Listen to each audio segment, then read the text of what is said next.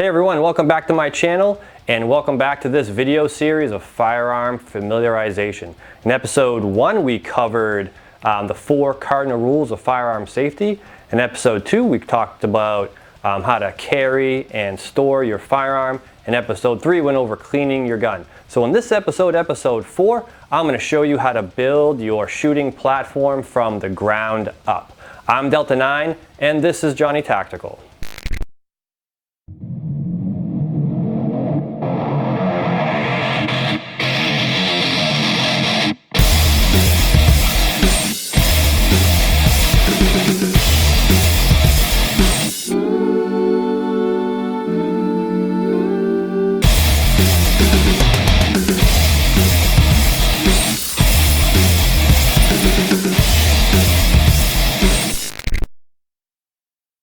Alright, so what we're going to do is we're going to start with our stance. We're going to build our shooting platform from the ground up.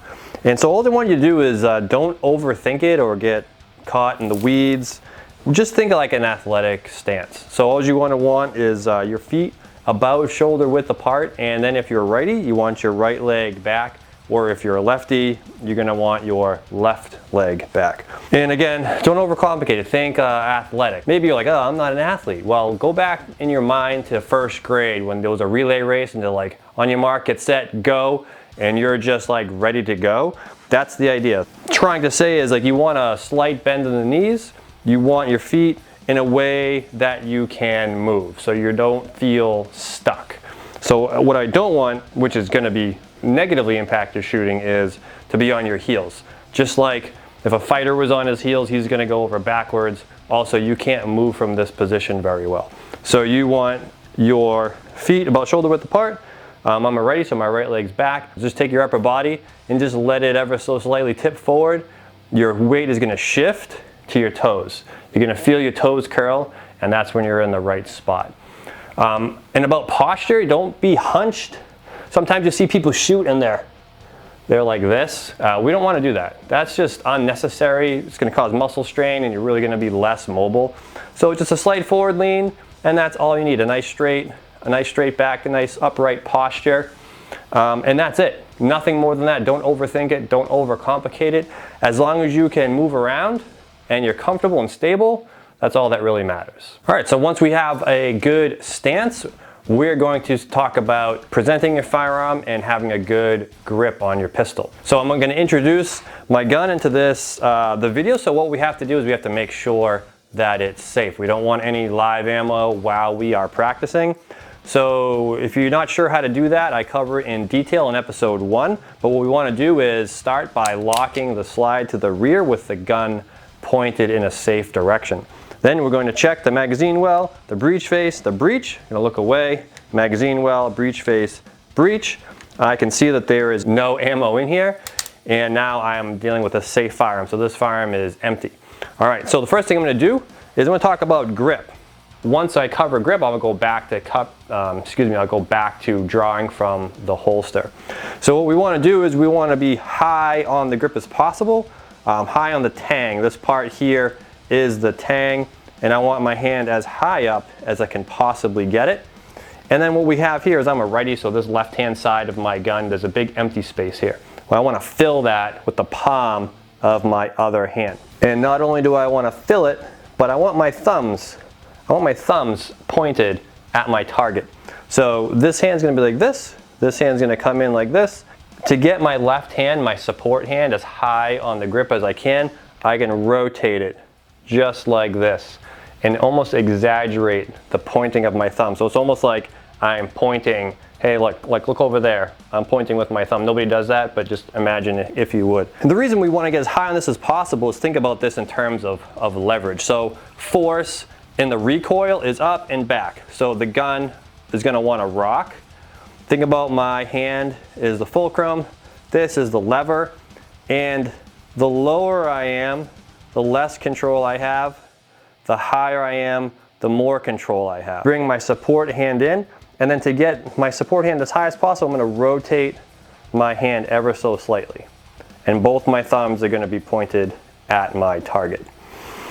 The last part about the grip is sometimes you'll hear someone refer to as like a shooter's triangle. I like to call it the nutcracker grip because if you imagine a nutcracker, not the ones that like from Christmas with the weird teeth and the hat, I'm talking about like the metal ones. My arms are like the nutcracker and my wrists are the hinge and my gun is the nut, okay? So what's gonna happen is once I have this grip, this motion here is gonna apply pressure from the sides. My gun comes up and I get this grip, my elbows are out, but as I extend, what's happening? My elbows are cinching up and it's like the cracking of the nut because the force is coming from side to side.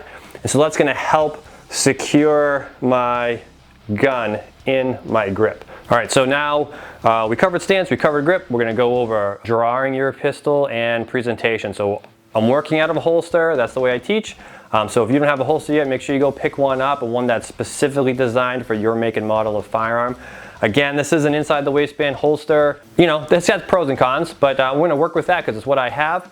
This is a crossbreed holster, it fits inside the waistband, and so I'm gonna work from there. First thing I have to do is defeat the retention. If your gun has a retention, whether it be a lever, a button, a hood, a snap, whatever you have to defeat that number one. This one works primarily with friction, and so as I grip the gun, I have to clear my holster. So that's your first step, is defeat retention and then clear the holster, and then have you rock the gun forward. So it's just gonna be like this, 1, 2, 3. And so we're gonna go by the numbers here. So this is, from here I could fire if I had to, as long as I don't leave my support hand dangling in the wind and end up shooting myself in the hand. When I'm drawing, my support hand needs to be contained or controlled in some way, shape, or form. Okay, we don't want to flapping like a wet noodle.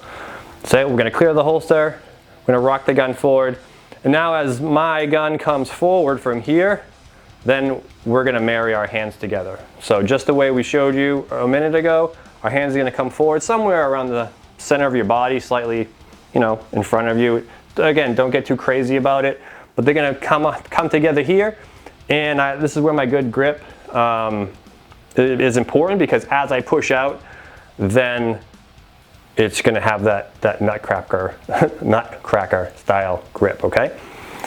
All right, backing up, I'm gonna go by the numbers again here. So the gun's in a holster, we're gonna defeat the retention, clear the holster, rock it forward, our hand's gonna marry up, and then I wanna bring the sights to my eyes.